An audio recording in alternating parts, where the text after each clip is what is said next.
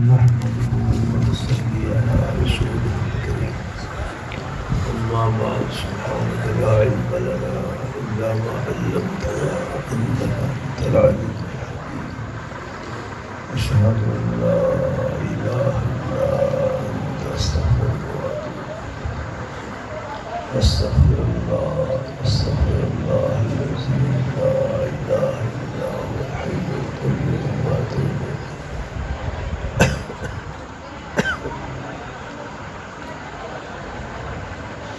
رب زدني علما رب اشرح لي صدري ويسر لي أمري واحلل عقدة من لساني اللهم صل على سيدنا محمد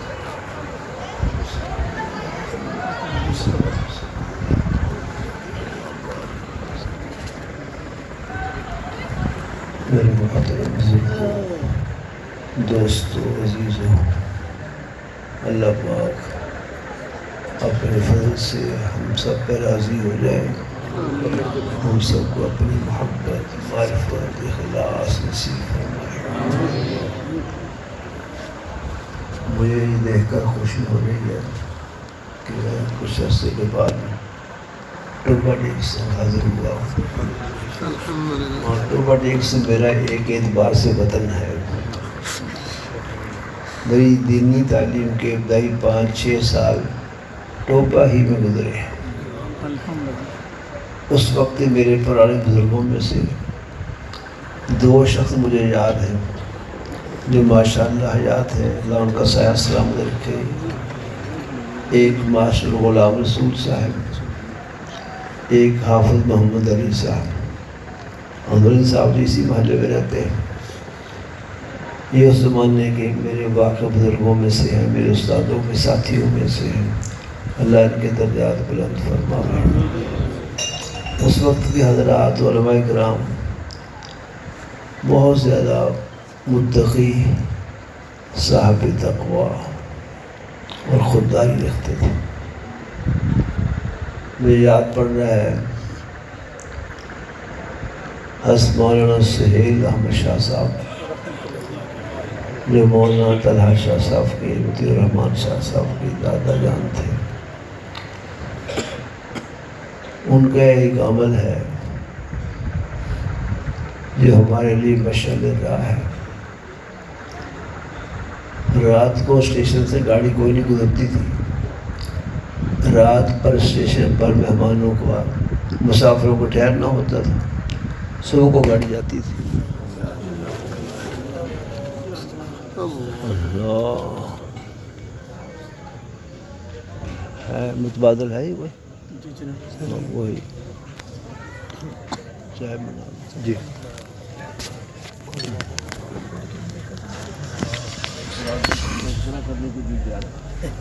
بسم اللہ لیکن طویل کو ساتھ نہیں دے رہی، اس پر کچھ اثر ہے۔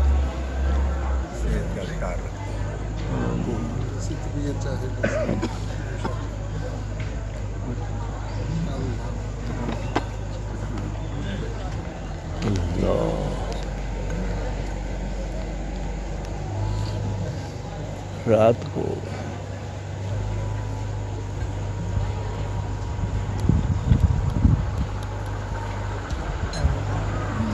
تنظیم پکڑ اس پیچھے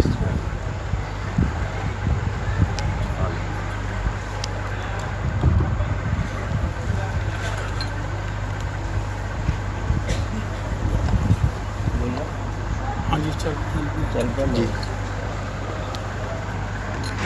رات کو یہاں سے گاڑی کوئی ادھر ادھر نہیں جاتی تھی، اسٹیشن پر مسافر ٹھہرتے تھے۔ حضرت مولانا سہیل شاہ صاحب رحمۃ اللہ علیہ کا معمول تھا، وہ رات کو اسٹیشن پر جاتے، جتنے مسافر ہوتے سب کو لے آتے، اپنے پاس لا کے ٹھہراتے، ان کو کھانا بھی کھلاتے، رات بھی ٹھہراتے، بستر بھی دیتے حسب موسم، اور بعض اوقات کچھ بستروں کا نقصان بھی ہوا نقصان سمجھے. بعد وہ بسترے کچھ مسافر لے کے چلے بھی گئے، لیکن انہوں نے ہمیشہ کا معمول یہ بنا رکھا تھا کہ مسافر لا کے اپنے پاس ٹھہراتے تھے، بستر دیتے تھے، کھانا کھلاتے تھے. یہ اللہ کے یہاں بہت بڑا عمل ہے.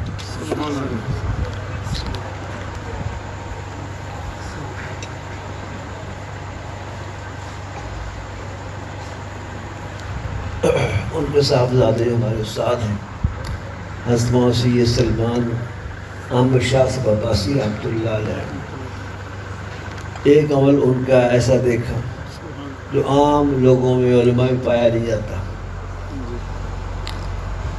ایک پٹھان تھا جو بازار میں رات کو پہرا دیتا تھا. کیا کہتے ہیں اس کو؟ چوکیدار تھا.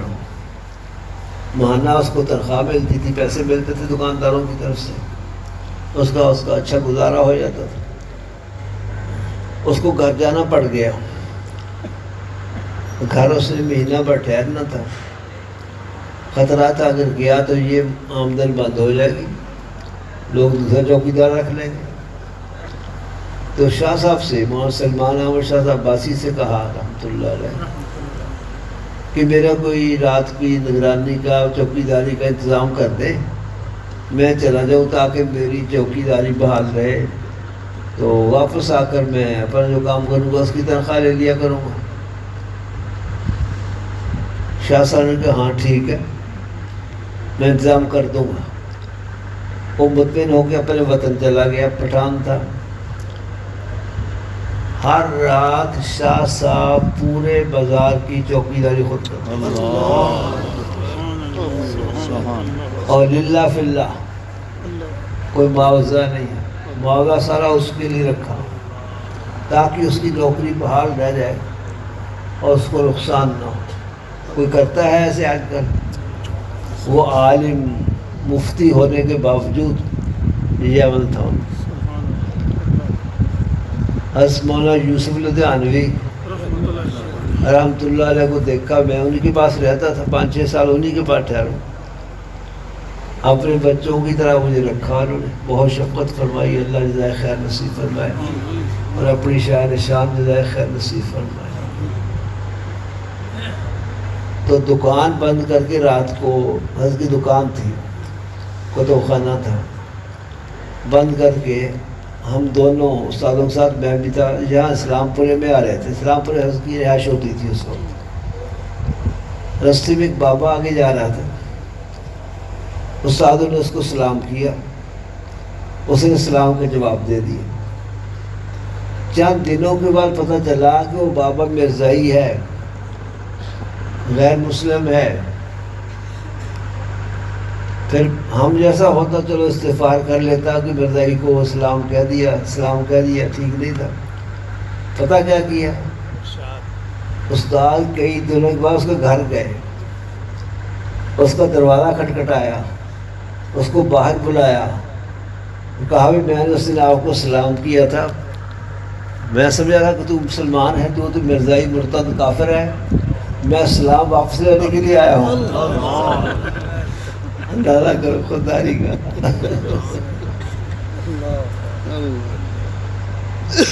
جمعہ کے وقت حضرت سہیل شاہ صاحب نے مسجد کے اندر اپیل کی کہ پیسے دو، مسجد کی صفیں ٹوٹ گئی ہیں تو صفیں خریدنی ہیں. 2 آنے 4 آنے لوگ دیتے تھے. ایک وکیل کھڑے ہو گئے، کہنے کہ شاہ صاحب کوئی چندہ نہ کرے، سب صفوں کے پیسے میں دوں گا. ہم جیسا مولوی ہوتا خوش ہو جاتا کہ چلو آسان انتظام ہو گیا. شاہ صاحب نے پتہ کیا کیا؟ شاہ صاحب کہنے کہ تو بیٹھ جا، تو وکیل ہے، تیرے ساتھ جھوٹ کی کمائی ہے، یہ مسئلہ نہیں لگ سکتا. وہ 2 آنا چندہ کر کے صفحے کھول دی. اللہ کروڑ رحمتیں بزرگوں پہ نازل فرمائے. اللہ. ایک خاندان ہمارا لدھیانوی خاندان تھا، مولانا محمد عمر لدھیانوی، حافظ عباس صاحب، پیر محمد صدیق صاحب، اس طرح یہ بڑے بہادر لوگ تھے اور باطل خلاف شیر تھے. مولانا صاحب کا نواز ہیں پیچھے صدیق صاحب کے نواسی ماشاء اللہ مجیب صاحب کے بڑے ساڑھا بزرگ ہوا جی انہوں نے نواسے ہیں دوتے ہیں ساڑھے بزرگ ہیں اللہ تعالیٰ درجات بلند فرمائے اللہ چاہے مٹھی بھی کتنی ہے ادھر پڑھاتی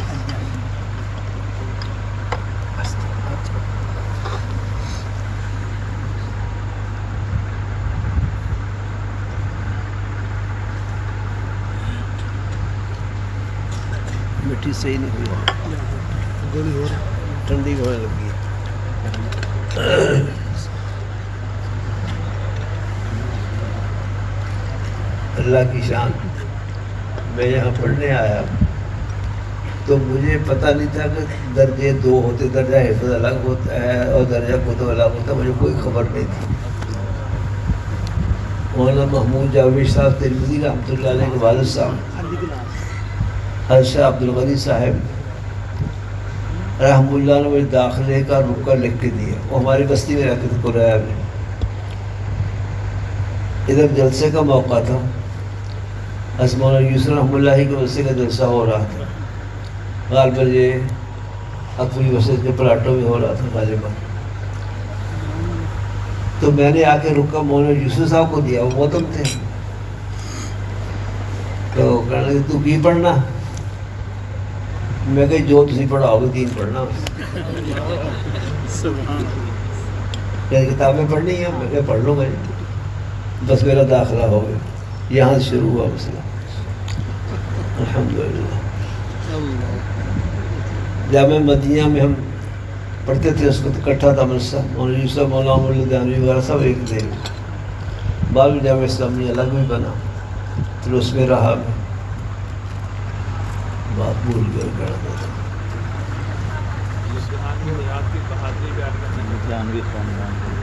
لدھیانوی خاندان ہمارے سردار ہیں سارے اللہ ان کے درجات بلند فرمائے وہاں بس بات یاد آ گئی حضرت مولانا یوسف رحمۃ اللہ علیہ حضرت رائے پوری سے بیعت تھے شاہ عبد القادر رائے پوری سے رحمۃ اللہ شیخ الاسلام مولانا سید حسین احمد مدنی کے شاگرد اور عاشق تھے عاشق صرف شاگرد نہیں تھے عاشق تھے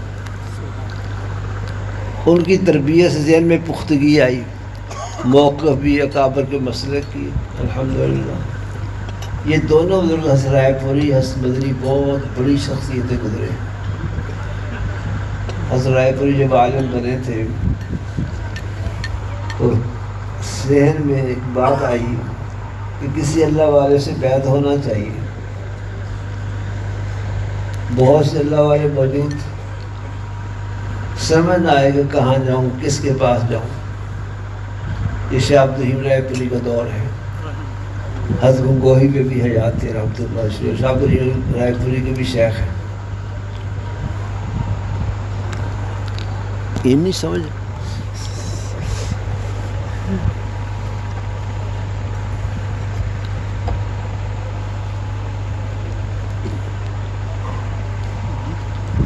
یہ نہیں سمجھ کما کر تو شاہ عبد القادر رائے پوری کو ایک جگہ سے اشارہ ہوا غیب سے آواز آئی شاہ عبد الرحیم رائے پوری یعنی وہاں جاؤ حضرت رائے پوری کو خط لکھا کہ مجھے بیعت فرما لو حضرت نے اس کا جواب دیا کہ بڑا دربار موجود ہے یعنی حضرت گنگوہی کا دربار جو شاہ عبد الرحیم رائے پوری کے بھی پیر تھے وہاں بیعت ہو جائے اس خط کا پھر شاہ عبد القادر رائے پر پھر جواب دیا اور یہ کہا کہ حضرت وہ بڑے ہیں میں بہت چھوٹا ہوں مجھے آپ ہی بیعت کر دیں پھر شاہ عبد الرحیم رائے پوری نے خط جواب دیا اور اس میں لکھا کہ تمہارے اسی سرا سے معلوم ہوتا ہے کہ تمہارے اندر طلب ہے اور میں تو طلب سے بھی خالی ہوں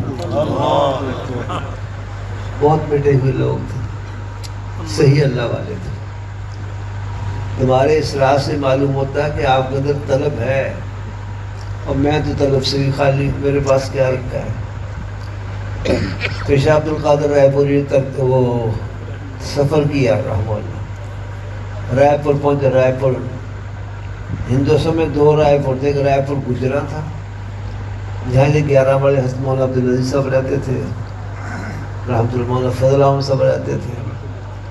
ایک رائے پور سہارنپور کے پاس ہے خانقاہ شریف، وہاں رہتے تھے شاہ عبدالرحیم رائے پوری۔ حضرت مولانا عبدالقادر صاحب، شاہ عبدالقادر صاحب رحمۃ اللہ علیہ سفر کر کے وہاں پہنچے، غالباً سفر بھی پیدل کیا۔ کہاں سے پتہ؟ سرگودے سے۔ سرگودے کے پاس جگہ ہے جاوریاں، جاوریاں کے پاس ڈڈیاں شریف ہے، وہاں کے رہنے والے تھے شاہ عبدالقادر۔ جب وہاں پہنچے، جاتے گنگوہی سے ملاقات، تو حضرت نے دیکھتے کہا تم غلام جیلانی ہو؟ خط لکھا تھا پہلے، اس خط پہ نام پڑا ہوا تھا، تو ملاقات پہلے نہیں تھی۔ تم غلام جیلانی ہو؟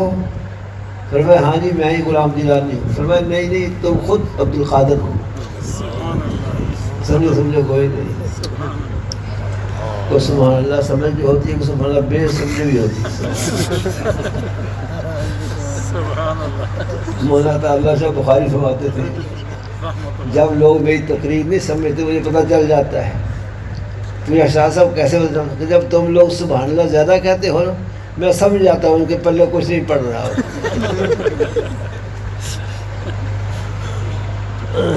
کیا کہہ رہا تھا؟ آپ کا نام غلام جیلانی تھا، شاہ عبدالقادر رائے پوری کا نام اصل میں جو ماں باپ کا رکھا ہوا نام ہے غلام جیلانی، اس وقت غلام جیلانی کہلاتے تھے۔ جب نے کہا ہاں جی میں غلام جیلانی ہوں، فرمایا نہیں تم خود عبدالقادر ہو۔ کو سمجھی ہو؟ غلام غلام یہ پٹاخہ بج رہا تھا آئی ہے؟ اچھا یہ تو خوشخبری ہے، میں سمجھا گئی ہے۔ غلام جیلانی کا معنی حضرت غوث اعظم شاہ عبدالقادر جیلانی کا غلام، ان کا غلام۔ تو فرمایا تم غلام جیلانی نہیں تم خود عبدالقادر ہو، بشارت دی۔ اور اللہ نے ایسے ہی کیا۔ شاہ عبدالقادر کے والد صاحب کا کوئی بچہ نہیں بچتا تھا، تو پریشان تھے، دعائیں کرتے رہتے تھے۔ ایک دن مغرب کے بعد کے نوافل پڑھ کے نکلے، مغرب کے بعد نوافل ہے نا جس کو اوابین کی نماز کہتے ہیں، حدیث میں آتا ہے جو اچھی طرح پڑھے اس کے سابقہ زندگی کے سارے گناہ معاف ہو جاتے ہیں ان 6 نفلوں کے ساتھ۔ نفل پڑھ کے نکلے تو کوئی مجذوب صاحب سے ملاقات ہوئی، انہوں نے کہا حافظ صاحب آپ کو اللہ ایک بچہ دیں گے جو ایک عالم کو روشن کرے گا۔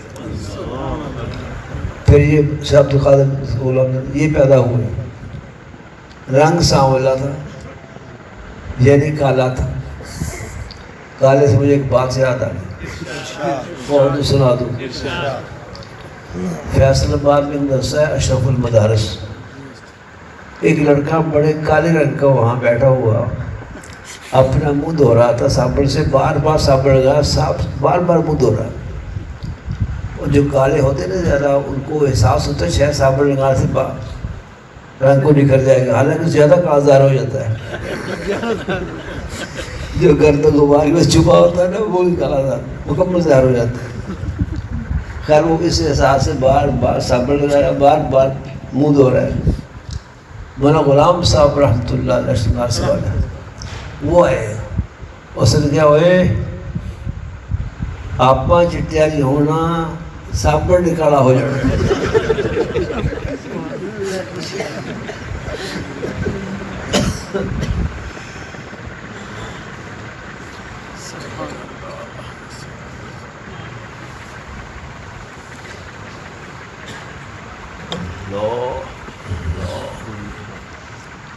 تو حضرت شاہ عبدالقادر غلام جیلانی اصل تھا، ان کا رنگ سانولا تھا، اسی لوگوں کو کاڑو کاڑو کہتے تھے، اور کالی چیز کو کاڑو کہتے ہیں نا، کاڑو کاڑو کہتے تھے بلاتے تھے۔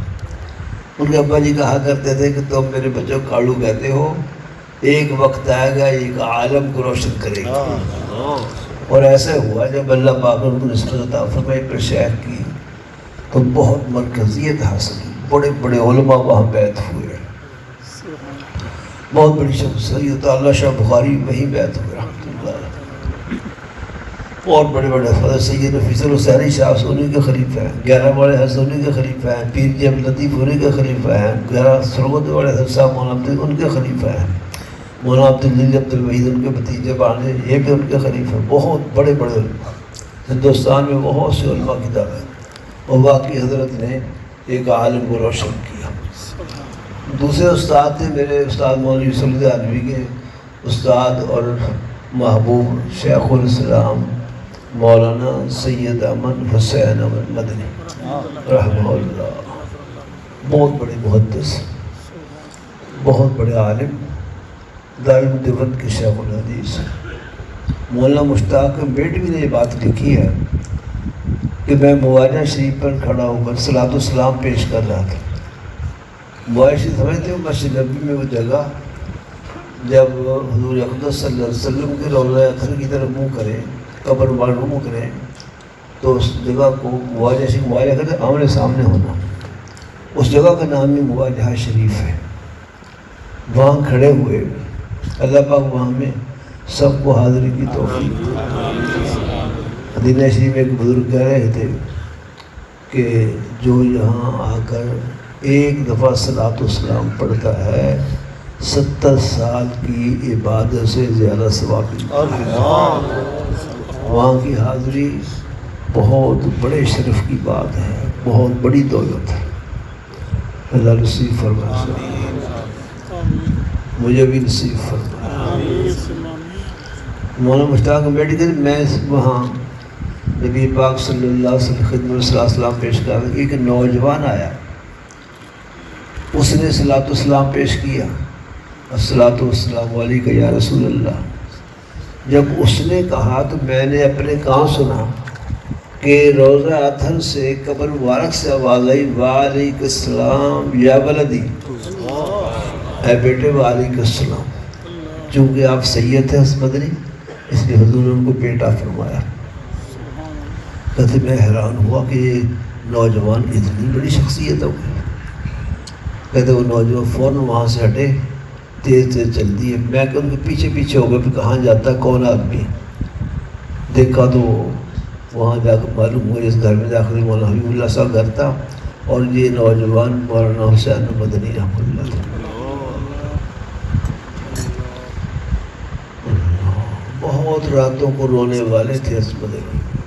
شیخ الحدیث مولانا زکریا نے لکھا ہے، فرمایا کہ جب میں دیوبند جاتا تھا دیکھا میں نے حضرت مدنی اپنے کمرے میں کسی کو نہیں سلاتے تھے. رات کو جو آہوزاری کرنی ہے، گریہ داری کرنی ہے، اللہ کا رونا دھونا ہے، اس کو چھپاتے تھے. لیکن مجھے اس کو اپنے کمرے میں ٹھہراتے تھے. کیوں ٹھہراتے تھے؟ ان کو پتہ ہے کہ یہ تو بیل ہے، ڈھول بجے ان کو جاگ نہیں آتی، یعنی میری بات نہیں کھلے گی ان پر، اس کو جو سلا لو. لیکن فرمایا شیخ الاسلام علیہ تہجد کے بعد حق تعالی شانوں کے سامنے اتنا رونا دھونا کرتے تھے کہ ان کی چیخ و پکار آہوزاری سے میری آنکھ کھل جاتی تھی. لکھا شیخ نے کہ میں نے اپنے والد مولانا یحییٰ صاحب رحمۃ اللہ اور شیخ الاسلام مولانا مدنی سے زیادہ راتوں کو رونے والا آدمی نہیں دیکھا. بہت رویا. اللہ کے سامنے خلوتوں میں رونا اللہ کو بہت پسند ہے. سمجھ آئی؟ ہمارے تو ہنسیوں میں وقت گزرتا ہے نا، خلوتوں میں رونا اللہ کے سامنے. رونا دو طرح کا ہوتا ہے، ایک اللہ کے خوف سے رونا ہے، ایک اللہ کی محبت اور شوق سے بھی رونا ہوتا ہے.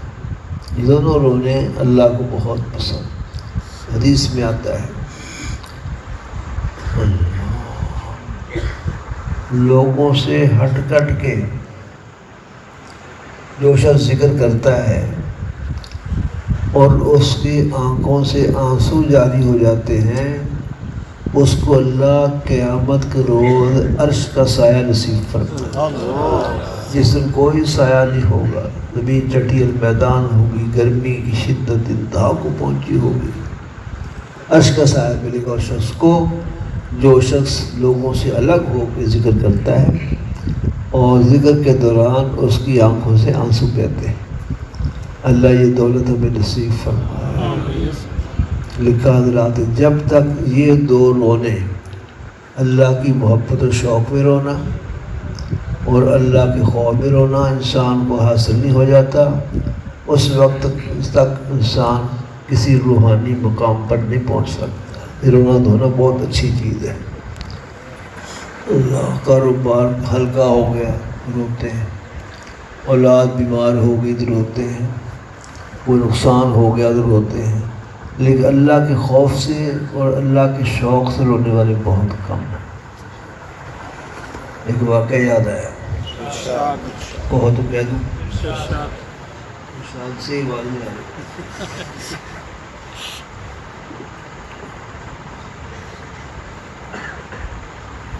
اتنا دی آواز آئی ہے، بس کرو،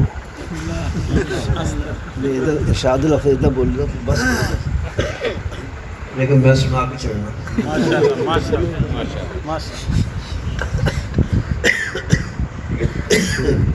ایک پیغمبر سفر کر رہے ہیں، ایک پتھر کو دیکھا، اس سے پانی بہہ رہا ہے، پتھر بہت رو رہا ہے۔ اس سے پوچھ لیا تم کیوں روتے ہو؟ اللہ کے نبی تھے۔ پتھر سے پوچھا کیوں روتے ہو؟ کہا جب سے میں نے یہ سنا ہے وقودها الناس والحجارہ، جہنم کا ایندھن انسان بھی ہوں گے اور پتھر بھی ہوں گے، اس وقت سے رو رہا ہوں اللہ کے خوف سے۔ نبی، اللہ کے نبی بہت شفقت والے ہوتے ہیں۔ اللہ سے عرض کی اللہ پاک اس پتھر کو بخش دے، اس کو جہنم نہ ڈالی ہو۔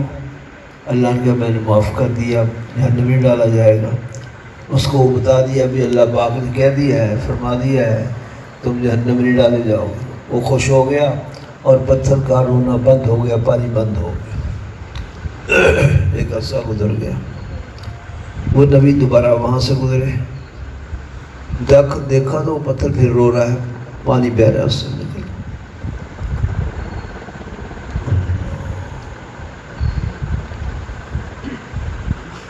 کچھ لوگوں کو خیال ہوتا ہے کہ پتھر میں تو جان ہی نہیں ہے، اس لیے رونا کیا، لیکن قرآن و حدیث سے ثابت ہے ہر شے میں خاص قسم کی جان ہے۔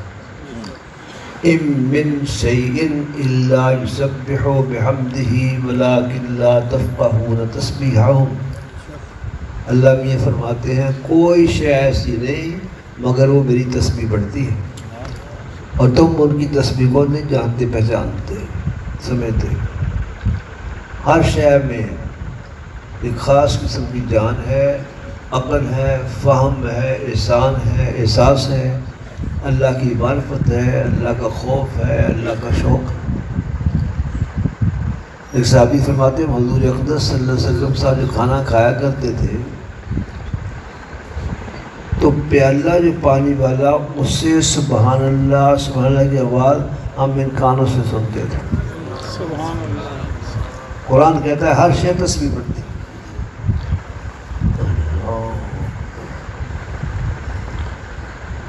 خیر دوبارہ اس نبی کا اس پتھر کے پاس سے گزر ہوا، وہ پھر رو رہا ہے۔ پوچھا بھائی تیری تو بخشش ہو گئی تھی، اللہ نے وعدہ کر لیا کہ جہنم میں ڈالا، اب تو روتے ہو؟ کہنے لگا پہلے میں اللہ کے خوف سے رویا کرتا ہوں، آج کل ان کی محبت و شوق سے رویا کرتا ہوں۔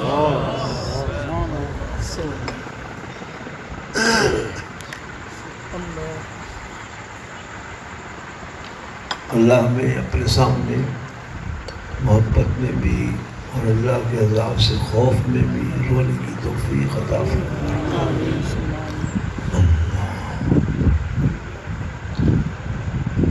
بس کریے، ایک عمل بتاؤں آپ، ایک تو بڑی آسان بتا کرو گے تو بتاؤں۔ پہلے بتایا بھی ہے امتحان بھی ہو جائے گا کس نے کیا پہلے. اب کرو بات, چلو اب شروع کر دینا ہے. اللہ میاں کو ایک عمل بہت زیادہ پسند ہے. سادہ لفظوں میں وہ یہ ہے کہ جو بندہ اللہ سے معافی مانگتا ہے, معافی کا عمل اللہ کو بہت پسند ہے. اللہم انک عفو تحب العفو فاعف عنی. اللہ پاک کا معاف کرنے والے ہیں, معافی کے عمل کو پسند فرماتے ہیں, آپ مجھے معاف کر دیں. تو معافی مانگنا, گناہوں کی معافی مانگنا, استغفار کرنا, یہ اللہ کو بہت پسند ہے. اس کے دو عمل چھوٹے چھوٹے ذکر کرنے ہیں, بشرطے کہ آپ کریں بھی. دو نفل توبہ کے پڑھ کر صلی اللہ علیہ وسلم صلی اللہ علیہ وسلم صلی اللہ علیہ محمد صلی اللہ علیہ وسلم کی 10 تسبیحات کر لیں گے انشاءاللہ. چند منٹوں کا ہے, بہت بڑا عمل نہیں, طویل نہیں, چند منٹوں کا, گھنٹوں کا نہیں, منٹوں کا عمل ہے. 10 تسبیح کر لیں. میں ویسے خوش طبی میں کہا کرتا ہوں کہ دیکھو 10 اگر تمہیں بہت زیادہ لگتی ہیں تو ایک ہی کر لو, لیکن کرو روزانہ.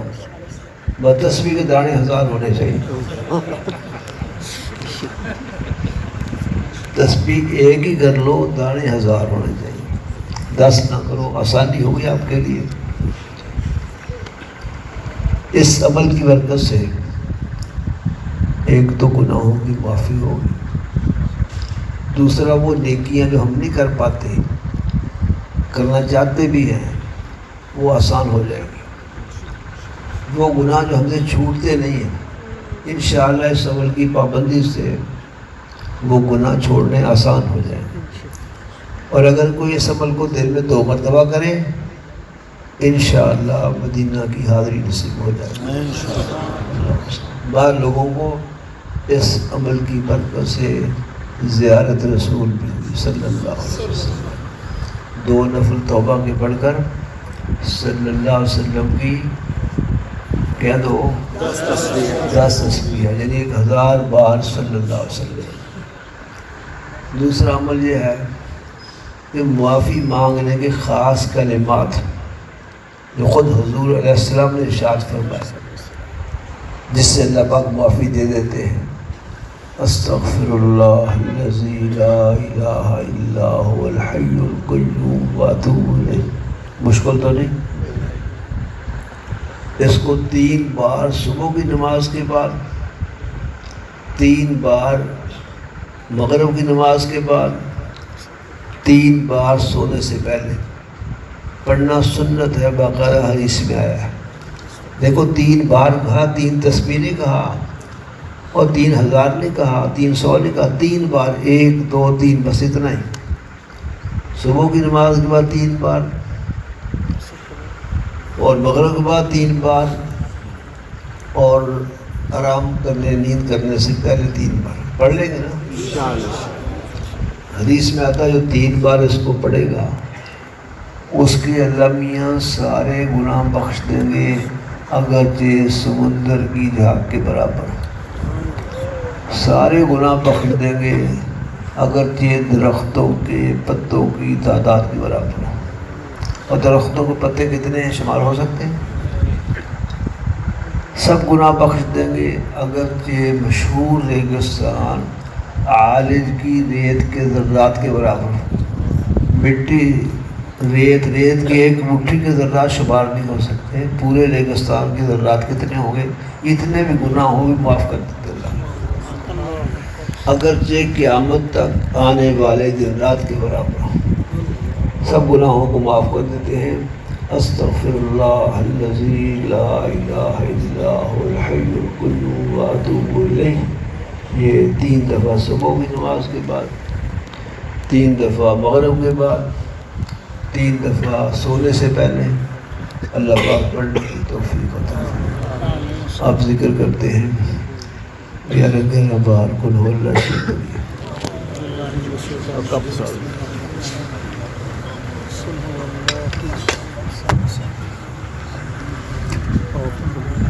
ٹھیک ہے